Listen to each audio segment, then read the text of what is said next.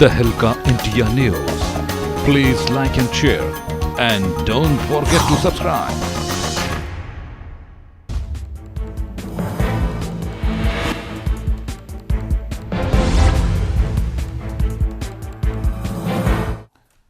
नमस्कार, स्वागत है आप सभी का तहलका इंडिया न्यूज में। मैं हूं योगेश धसमार और आप देख रहे हैं खबर उत्तराखंड। चलिए शुरू करते हैं खबरों के सिलसिले को। आपको बता दें कि आईएएस और 19 पीसीएस अधिकारियों के विभागों में जो है एक उलटफेर किया गया है और अपर मुख्य सचिव ओम प्रकाश को सीईओ यूकाडा के पदभार से मुक्त किया गया है और दिलीप जावलकर को सीईओ यूकाडा की अतिरिक्त जिम्मेदारी सौंपी गई है। वहीं Dehradun DM S A Murugesan को मुख्य नगर अधिकारी की जिम्मेदारी वापस दे दी गई है। कार्मिक विभाग ने शुक्रवार देर शाम आदेश की कॉपी जारी कर सभी अधिकारियों को ये निर्देश दिए हैं। जारी आदेश के मुताबिक आईएएस आशीष जोशी को प्रभारी सचिव आवास एवं गृह की जिम्मेदारी सौंपी गई है और कृषि एवं उद्यान से हटाया गया है।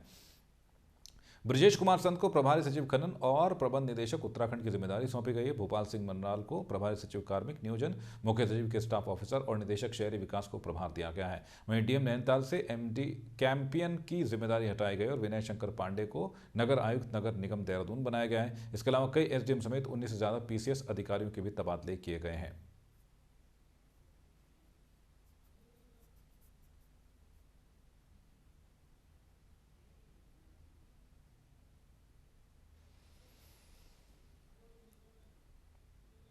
और अब खबर है चंपावत से, जहां नए जिलाधिकारी रणवीर सिंह चौहान ने विधिवत कार्यभार ग्रहण कर लिया है। वो पहली बार जिलाधिकारी बनाए गए। उन्होंने सबसे पहले गोलू मंदिर में पूजा अर्चना की, उसके बाद सीधे कोषागार पहुंचकर कार्यभार संभाला। मूल रूप से देहरादून के चक्राता निवासी रणवीर सिंह 1998 बैच के पीसीएस अधिकारी हैं। उन्हें साल 2001 में उत्तराखंड का कैडर मिला और साल 2009 बैच के आईएएस अधिकारी बने। वो हरिद्वार जिले के एडीएम, एसडीएम, अपर सचिव लोक सेवा आयोग समेत कई पदों पर अपनी सेवाएं दे चुके हैं। उन्होंने कहा कि विभिन्न विभागों के अधिकारियों की जिम्मेदारियों की समय समय पर समीक्षा की जाएगी, साथ ही आम लोगों की परेशानियों को दूर करने की कोशिश की जाएगी।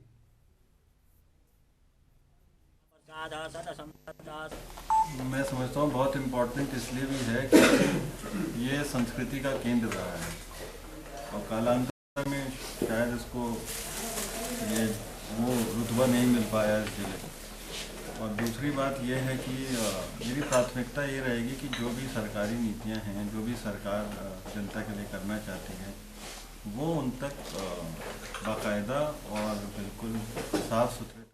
और राजधानी दून को स्मार्ट सिटी प्रोजेक्ट के स्मार्ट बनाने के हर संभव प्रयास किए जा रहे हैं। एक तरफ राजधानी के राजपुर रोड में स्मार्ट पार्किंग निर्माण का काम तेज से चलाया जा रहा है, वहीं दूसरी तरफ जनवरी माह के अंत तक शहर के विभिन्न मुख्य स्थानों में वाटर एटीएम लगाने की भी तैयारी की जा रही है, जिनका संचालन पीपीपी मोड पर किया जाएगा। प्रदेश की राजधानी होने के साथ ही देहरादून एक प्रसिद्ध पर्यटक नगरी भी है। ऐसे में पूरे शहर में पीने के पानी की व्यवस्था होनी चाहिए। आपको बता दें कि देहरादून के महापौर और स्मार्ट सिटी प्रोजेक्ट के चेयरमैन सुनील उनियाल गामा का राजधानी में जल्द वाटर टैंक लगाने जा रहे हैं। साथ ही उनका कहना है कि शहर में वाटर एटीएम 25 से 30 स्थानों पर लगाए जाएंगे। इस एटीएम में मात्र 1 या 2 रुपए का सिक्का डालकर लोगों को पीने का पानी मिल जाएगा।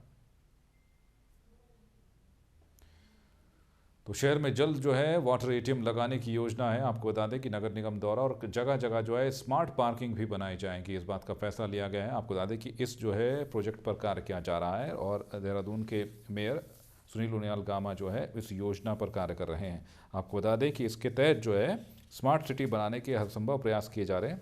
एक तरफ राजधानी के राजपुर रोड में स्मार्ट पार्किंग निर्माण का कार्य में तेजी लाई जाएगी, वहीं दूसरी तरफ जनवरी महीने के अंत तक शहर के विभिन्न मुख्य स्थानों में वाटर एटीएम लगाने की भी तैयारी की जा रही है, जिनका संचालन पीपीपी मोड पर किया जाएगा। और प्रदेश की राजधानी होने के साथ ही देहरादून एक प्रसिद्ध पर्यटक नगरी भी है। ऐसे में शहर में पीने के पानी की व्यवस्था होनी चाहिए और इसी को लेकर ये कार्य किए जा रहे हैं।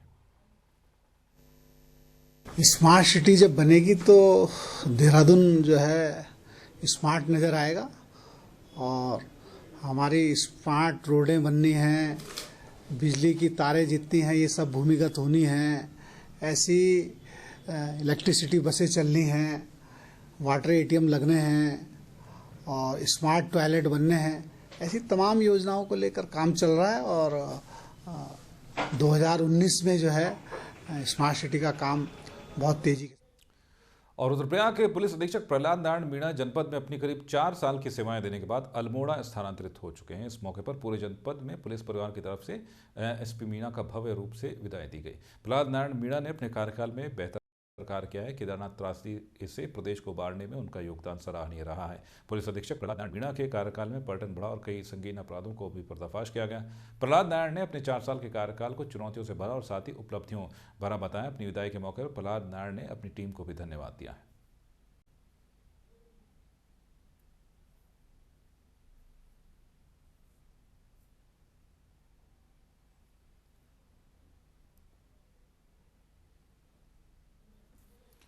और उत्तराखंड के कोटद्वार का राष्ट्रीय राजमार्ग बुरी तरह खस्ता हालत में और आवाजाही के लायक नहीं है, जिस वजह से सड़क हादसे लगातार बढ़ रहे हैं।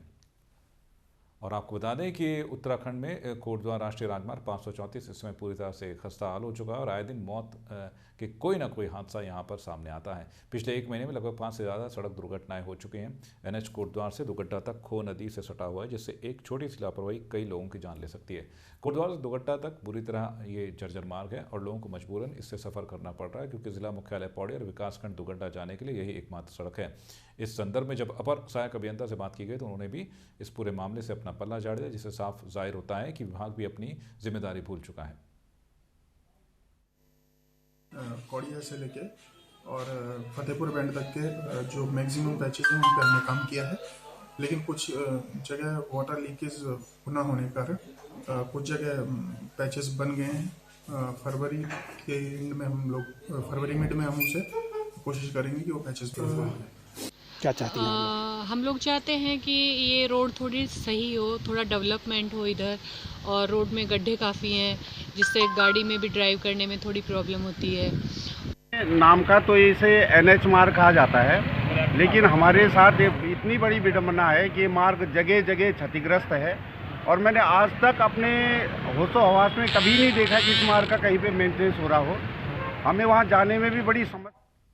और लोकसभा चुनाव को लेकर उत्तराखंड बीजेपी में दावेदारों की फेहरिस्त लंबी होती जा रही। बीते दिनों जहां कैबिनेट मंत्री यशपाल आर्य ने खुद नैनीताल से लोकसभा चुनाव लड़ने की इच्छा जताई, वहीं इस मसले पर बीजेपी के दिग्गज नेता और कैबिनेट मंत्री हरक सिंह रावत ने इशारों में पौड़ी लोकसभा सीट से ताल ठोकने की ख्वाहिश जाहिर की है। हालांकि हरक सिंह रावत ने यह भी कहा कि पार्टी जिसे भी पौड़ी लोकसभा सीट से टिकट देगी बीजेपी उसके लिए काम करेगी, लेकिन अपने लिए उन्होंने साफ किया कि वो बीजेपी के उम्मीदवार के समर्थन में काम करेंगे। हरक के बयान से साफ जाहिर है कि वो खुद भी पौड़ी लोकसभा से चुनाव लड़ने में दिलचस्पी दिखा रहे हैं।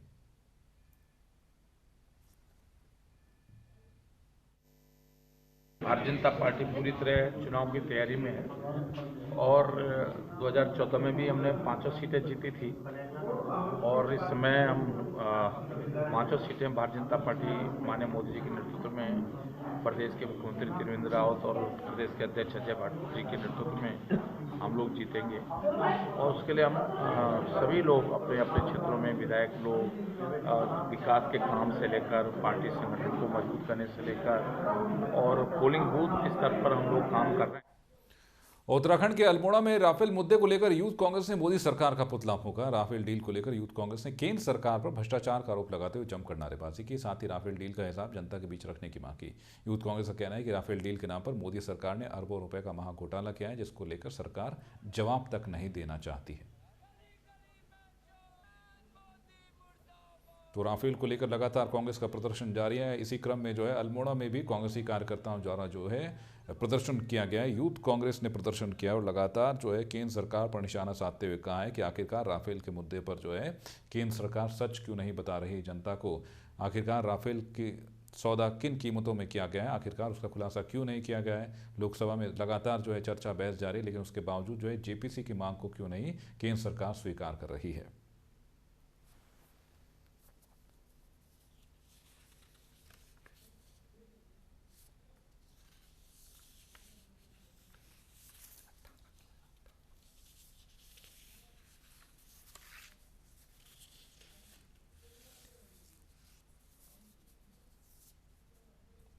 अगली खबर का रुख करेंगे। उत्तराखंड का एक और लाल देश के लिए कुर्बान हो गया। नागालैंड में तैनात जवान आतंकियों से मुठभेड़ में शहीद हो गए और जवान के शहीद होने की खबर मिलने पर परिजन पैतृक गांव चले गए। शहीद जवान मूल रूप से गंगोली हाट के निवासी थे और वो पिछले कुछ सालों से दिनेशपुर के निकटवर्ती ग्राम जयनगर में रह रहे थे। मूल रूप से गंगोली हाट के ग्राम दसाई थल निवासी गोपाल सिंह मेहरा का परिवार 5 वर्ष पहले दिनेशपुर के समीप जयनगर में बनी दुर्गा स्टेट कॉलोनी में आकर रहने लगा था। गोपाल सिंह मेहरा आसाम राइफल में हवलदार के पद पर तैनात थे। वर्तमान में उनकी ड्यूटी नागालैंड में थी। 2019 दिसंबर को वो अपने सेना की सेवा से रिटायर होकर घर आने वाले थे। नागालैंड के ग्राम लोमरा में बुधवार की सुबह 4 बजे जवानों की आतंकियों से मुठभेड़ हुई, जिसमें गोपाल सिंह गोली लगने के कारण शहीद हो गए। दरअसल गोपाल सिंह के भाई निर्मल भी उनके साथ ही ड्यूटी कर रहे थे। निर्मल सिंह मेहरा ने परिजनों को भाई की शहादत की सूचना दी है। शहीद गोपाल का परिवार जयनगर से पैतृक गांव चला गया और घटना से पूरे क्षेत्र में शोक की लहर है। लगभग आसाम 24 आसाम राइफल में नागालैंड में ये थे, लोबरा नामक वो जगह है, जहाँ पर जो है लगभग 4 बजे उनके भाई भी आसाम राइफल में हैं। तो उन्होंने बताया कि इनके पुत्र सौरभ को कि 4 बजे लगभग मुठभेड़ हुई तो उसमें उनको गोली लग गई, जिससे उनकी मृत्यु हो गई। और उसके बाद घर में यहाँ पर कोहराम मच गया। लगभग 5 साल से जयनगर दुर्गा स्टेट कॉलोनी में ये रहते थे और दिनेशपुर, और यहाँ से फिर जब उन्हें पता लगा तो उनकी माँ को बहुत। उत्तराखंड के दिनेशपुर से खबर है, जहां राधा कांतपुर में असामाजिक तत्वों ने आधी रात को एक घर में रखी बाइक को आग के हवाले कर दिया। वहीं आग की लपटें देख घर के लोग बाहर निकले और आग बुझाई। वहीं ग्रामीण आग को देखते हुए इकट्ठा हो गए। पीड़ित ने थाने में जाकर अज्ञात लोगों को खिलाफ जो है तहरीर दी है। आपको बता दें कि पिछले कुछ महीने से असामाजिक किस्म के लोगों ने ITI के समीप फास्ट फूड के ठेले में भी आग लगा दी थी। बाहर आग की लपटें दिखाई दी। सबसे पहले मेरी बड़ी भाभी, उन्होंने खिड़की से देखा और उन्होंने आवाज़ लगाया भैया बाहर आए। गाड़ी को खींच के एक गाड़ी को बाहर गिरा चुके थे। दूसरी गाड़ी जब अंदर बरंडे पे ही थी तब तक मैं भी आ गया। दोनों मिलके गाड़ी को बाहर किए और हमने हल्ला मचाई। आस पड़ोस के लोग आए और आग पर काबू पाए। हम कार्रवाई करेंगे, आप भी अपनी तरफ से कोशिश करो। तो हमने कहा कि ठीक है, देख लेते हैं। और ये ऐसी जो घटना है तो ये किसी के भी साथ भी हो सकता है, क्योंकि हमारे यहाँ तो ज़्यादातर बाहरी मोटरसाइकिल गाड़ी खड़ी रहती है, तो किसी के साथ भी ऐसे घटना हो सकती है। इसलिए हम चाहते हैं कि ये ज़रूर इसका हल निकले। अभी उस टाइम तो 3 बज रहा था और हम सब सोए थे, और मैं जैसे ही ऐसे सोया था और ये दरवाज़ा की तरफ मेरा आँख था, और जैसे मेरा आँख खुला तो मेरे घर के अंदर पूरा धुआं सा हो गया और आग दिख रहा है। मैं सबको बुला रहा हूँ जल्दी उठो, आग जल रहा है, आग जल रहा है। तभी मेरे हस्बैंड उठ के दरवाज़ा खोल के फिर गाड़ी को खींच के बाहर फेंक के फिर पानी वानी से सब बुझाया। फिर गाँव वालों आ गए, बस इसी में सब लोग आ गए और रुक गए। और पहाड़ों की रानी मसूरी का सिविल अस्पताल का निर्माण पिछले 9 सालों से अधर में लटका हुआ है। सिविल अस्पताल 2010 में तोड़ा गया था और 2013 में अस्पताल को बनाकर तैयार होना था। इसी बीच कई सरकारें आई और गई। सभी ने अस्पताल के निर्माण के दावे तो किए, लेकिन अस्पताल निर्माण को लेकर कभी गंभीरता नहीं दिखाई गई। अस्पताल नहीं होने से मरीजों को मामूली उपचार के लिए भी राजधानी जाना पड़ रहा है। स्थानीय लोगों का कहना है कि मसूरी शहर में स्थानीय लोगों के साथ साथ मसूरी घूमने आए हुए पर्यटकों और आसपास के ग्रामीण क्षेत्र के निवासियों को स्वास्थ्य सेवाओं के अभाव में रहना पड़ रहा है।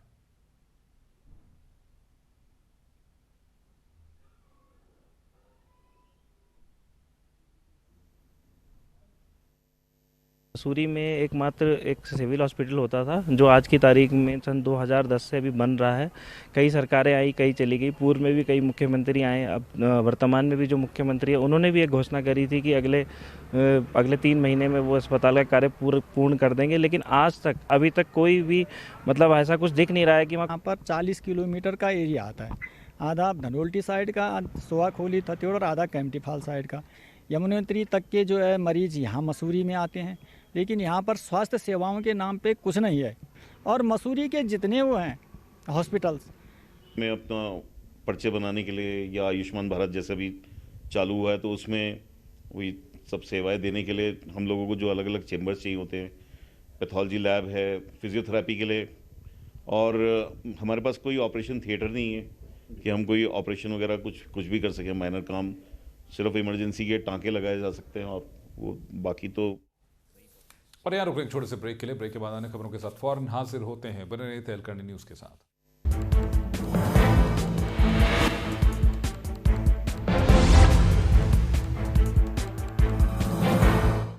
ब्रेक के बाद आपका एक बार फिर से स्वागत है। खबर टिहरी से है, जहां खेल और युवा कल्याण विभाग की तरफ से नई टिहरी के बौराड़ी स्टेडियम में आयोजित खेल महाकुंभ ठंड के बावजूद भी इसमें भारी संख्या में खिलाड़ी शिरकत कर रहे हैं। आपको बता दें कि 2 जनवरी से शुरू हुए खेल महाकुंभ में कई तरह के खेलों का आयोजन किया जा रहा है, जिससे खेल प्रतिभाओं को एक प्लेटफॉर्म दिया जा सके और उनकी प्रतिभा को निखारा जा सके।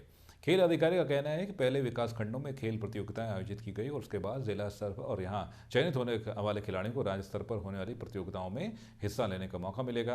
वहीं खिलाड़ियों ने भी इस तरह के आयोजनों को बेहतर बताया है। खिलाड़ियों की माने तो पहाड़ों में संसाधनों के अभाव में खिलाड़ी आगे नहीं बढ़ पाते, लेकिन इस तरह के आयोजन उन्हें आगे बढ़ाने में बहुत फायदेमंद साबित होंगे। हमारे जनपद में ये 2 तारीख से लेकर 6 तारीख तक जनपद स्तरीय प्रतियोगिताएं आयोजित की जा रही है। ये पहले विकासखंड में हम कर चुके हैं। विकासखंड में जो विजेता प्रतिभागी रहे 9 के 9 विकासखंड हो गए, वो इसमें प्रतिभाग कर रहे हैं। तो इसमें 2 तारीख से हम अंडर 14, 3 को अंडर 17, 4 को 19 और कल हमारा महिला ओपन है जो 19 से 25 तक कराया जाएगा। वैसे आमतौर पर सभी जानते हैं कि उत्तराखंड एक मेहनती राज्य है, जहाँ पे मेहनत करने वाली बहुत सारे लड़कियां होती हैं। लड़कों को तो किसी न किसी फील्ड में मीन्स चांस मिल ही जाता है, पर लड़कियां जो हैं उत्तराखंड में आज भी उनको थोड़ा पीछे माना जाता है। तो इस प्रकार के आयोजन जो किए जा रहे हैं वो लड़कियों के क्षेत्र में एक बहुत ही अच्छा प्रयास है लड़कियों को कुछ कर। और उत्तराखंड के जकोली विकासखंड के दर्जनों गांव के केंद्र राजकीय इंटर कॉलेज में लगने वाले सिलगढ़ महोत्सव में स्थानीय प्रतिभाओं के साथ ही कृषकों और आम आदमी के लिए असल मायनों में सार्थक सिद्ध हो रहे हैं। 2 साल पहले आरंभ हुए इस मेले ने कम ही समय में क्षेत्रीय जनता के बीच अपना एक महत्वपूर्ण स्थान बना दिया है और इस मेले के मन से कई प्रतिभाओं को उभरने का मौका मिल रहा है। किसानों का कहना है कि मेले के माध्यम से पहली बार कृषि यंत्र इतने सस्ते दामों में दिए जा रहे हैं। यही कारण है कि सिलगढ़ महोत्सव 2 ही साल में अपना विस्तार ले चुका है और क्षेत्र की जनता बढ़ चढ़कर हिस्सा ले रही है।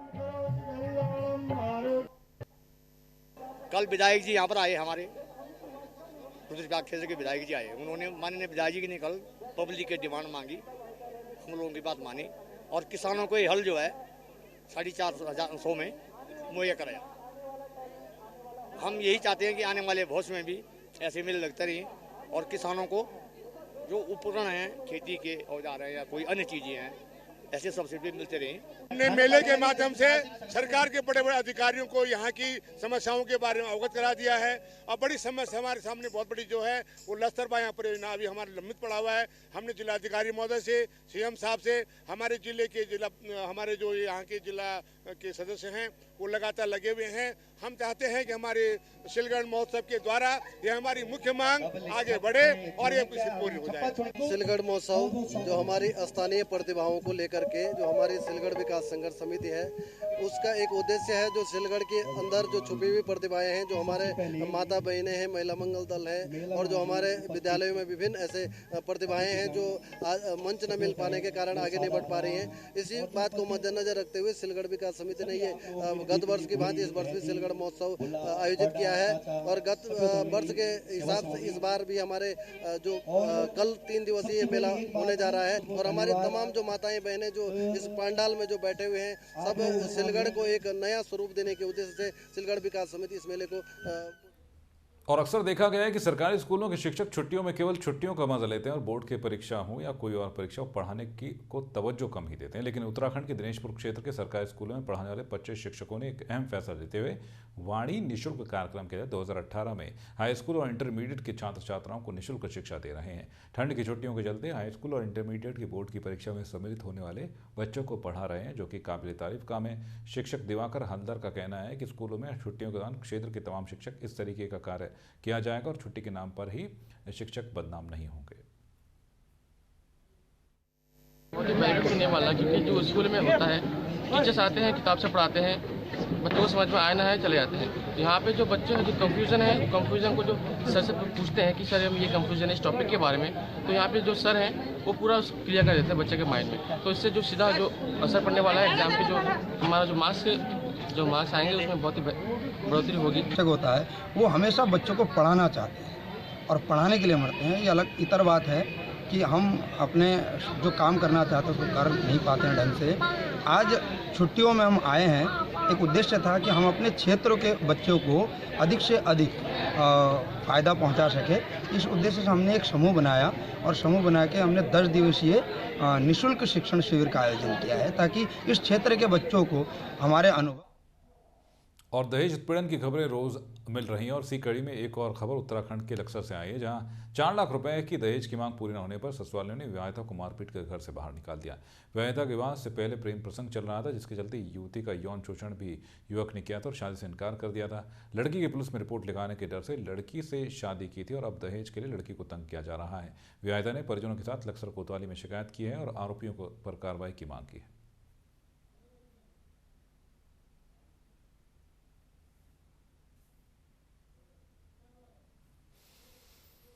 अब बात करेंगे सर्दी के सितम की। जी हाँ, राजधानी दून आजकल शीतलहर की चपेट में। ऐसे में लोगों को ठंड से प्रकोप से बचाने के लिए नगर निगम ने रात में विभिन्न स्थानों पर अलाव की व्यवस्था की है। नगर निगम के मेयर सुनील लूनियाल गामा ने बताया कि पिछले साल 15 स्थानों पर अलाव जलाने की व्यवस्था की गई थी, लेकिन वर्तमान में निगम के 60 वार्डों से बढ़ाकर 100 वार्ड किए गए हैं। ऐसे में अब 18 के बजाय 35 स्थानों पर अलाव जलाए जाने का निर्णय लिया गया है। विशेषकर बस अड्डे, प्रमुख चौक और चौराहों के अलावा जहां पब्लिक का आना जाना ज़्यादा होता है, अलाव जलाए जा रहे हैं। साथ ही निगम के 4 रैन बसेरों में भी अलाव की व्यवस्था की गई है। अलाव की नगर निगम की माध्यम से हमने स्टार्ट किया था, इसका 15-16 स्थानों पे इसका शुरू हुआ था। आज लगभग 35 स्थानों पे ये अलाव जल रहा है और चाहे हमारा एसबीटी हो, चाहे वो रेलवे स्टेशन हो, चाहे वो घंटाघर हो, जैसे जहाँ आवागमन ज़्यादा रहता है उसमें अलाव हमारा चल रहा है और 15 से लेकर आज हम 35 तक हमने कर दिया। जहाँ जहाँ अलाव की लोगों को लगता है कि यहाँ अलाव जलना चाहिए, वहाँ हम जलवा रहे हैं। और उत्तराखंड के चंपावत जिले के विभिन्न स्थानों में इन दिनों बंदरों ने आतंक मचाया हुआ है और गांव के लोग बंदरों से परेशान हैं। खेतों में फसलों को जो नुकसान पहुंचा रहे हैं और बच्चों के हाथों से भी खाना पीना छीन कर ले जा रहे हैं, जिससे बच्चों को खतरा भी है और ग्रामीण बच्चों को स्कूल भेजने में कतरा रहे हैं। बच्चों की पढ़ाई को भी नुकसान हो रहा है। लोगों ने जिला प्रशासन से बंदरों से निजात दिलाने की मांग की है। इसके लिए विंध्याकरण ही एक उपाय है, क्योंकि मारने के आदेश तो कर नहीं सकते हैं, क्योंकि हमारा देश जो है काफी धर्मपरायण देश है। एक बार हुए भी थे बहुत पहले, लेकिन उसमें किसी ने पहल नहीं की। क्यों करेंगे? नहीं करेंगे। तो इसमें बंध्याकरण ही एक लग रहा है कि जो बंध्याकरण अगर बंदरों का हो जाए तो इससे उसमें कमी आएगी। बंध्याकरण में देखते हैं हमें बहुत आतंक है। बंदर न खेती करने दे रहे, ना कुछ बोने दे रहे, ना हम कुछ कर पा रहे हैं। बंदरों ने यहाँ बच्चों के लिए भी आतंक कर दिया है और बच्चे ना स्कूल जा पा रहे हैं, ना कुछ कर रहे हैं। वो झपट रहे हैं, अंदर जा रहे हैं, अंदरों से भी सामान उठा के ला रहे हैं। हाँ, ये माल्टा, फसल, पानी जो भी है, ये आदि सबको नुकसान पहुंचाया जा रहा है। जो अंदर लाया हुआ सामान है इसको भी छीन के। और उत्तराखंड में आज और कल 2 दिन आफत भरे हो सकते हैं। मौसम विभाग में कई इलाकों में भारी बारिश और बर्फबारी की संभावना जताई गई है, जिसके बाद शासन ने सभी जिलाधिकारियों को अलर्ट रहने के निर्देश जारी किए हैं। वहीं पहाड़ों में बर्फबारी के बाद सैलानी बेहद खुश हैं। पर्यटकों ने गंगोत्री धाम पहुंचकर प्रकृति के खूबसूरती के दीदार किए। कोलकाता से आए पर्यटकों का कहना है कि पहाड़ कई देखे, लेकिन गंगोत्री हर्षिल से खूबसूरती कहीं नहीं देखी।